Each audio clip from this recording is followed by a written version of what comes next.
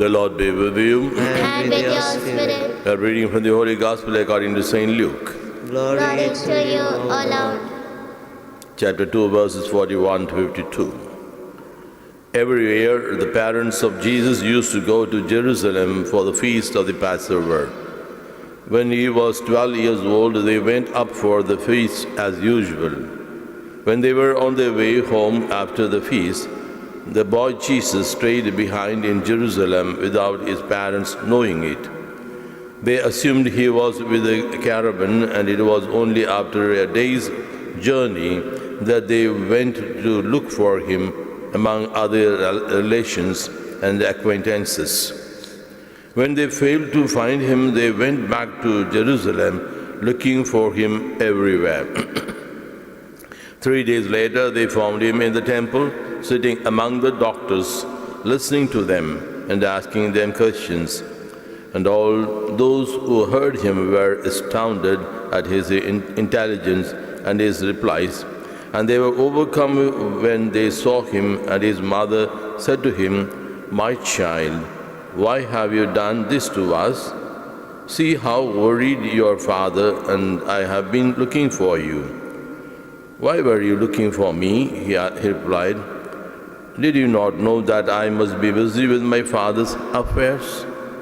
But they did not understand what he meant. He then went down with them and came to Nazareth and lived under their authority. His mother stored up all these things in her heart. And Jesus increased in wisdom and in stature and in favor with God and people.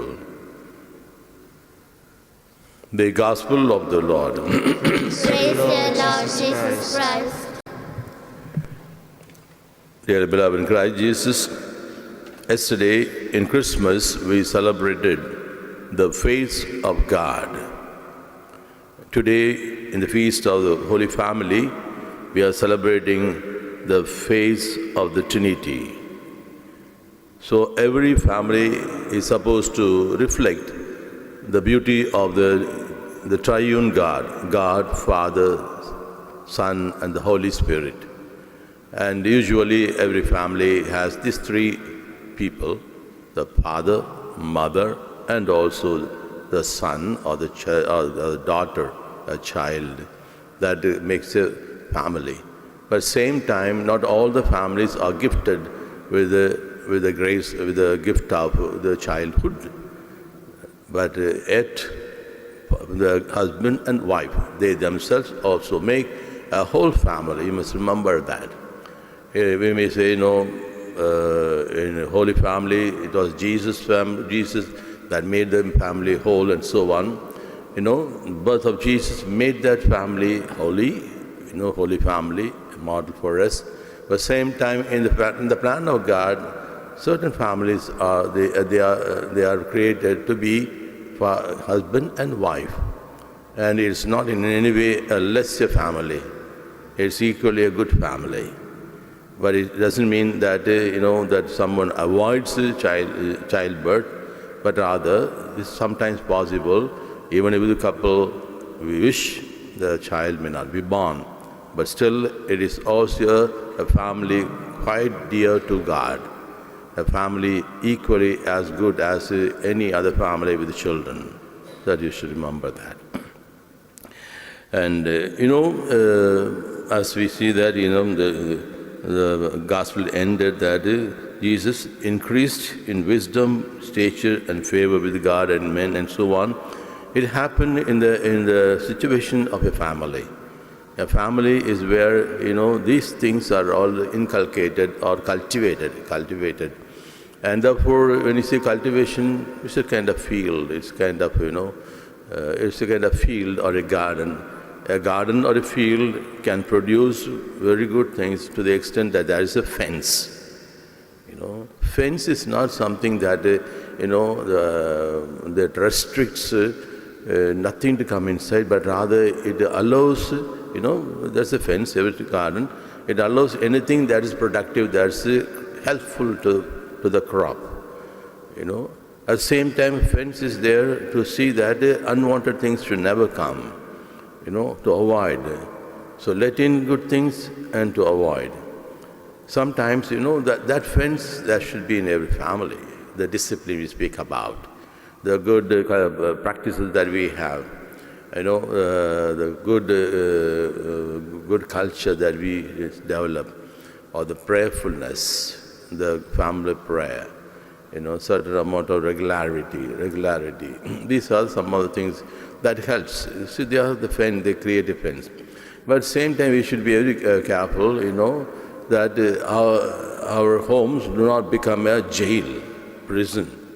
The so-called protection should not become a prison walls or prison bars. That means those who are inside, they are there, but they are not. There's no freedom. There's no freedom. There's no happiness. A person who is in prison will never like to be there all the time. He or she would like to get out at the earliest. That should not be the feeling that we should give in any family. That should be a kind of, everyone should feel that how good it is to be as a family here. That is very important, that is the feeling. That's the reason, anybody who comes, we always wish to each other, feel at home. Especially when a visitor comes, you say, feel at home, feel at home. Some of the hotels even advertise a home out of your home. A home out of your home. In other words, where you should feel comfortable, where you feel accepted, where you feel you are loved, so that sort of thing. And this is very important one. All of us we live in family, or we come from family. And how much that family has gone deeper into us. We may have everything everywhere, but none of them really satisfies until and unless that particular life lived in family, the life of the family that we have, that makes us happy. To some extent, if your family is happy one, you will experience happiness in everything that you do. Even if there are problems in the different sectors, in the work or in everything, but still, if your family is good, there's love, acceptance, so on, you have a tremendous strength, tremendous things. You say, even if everything is not okay, but I can always go back home. And there's a home behind me. The home holds me.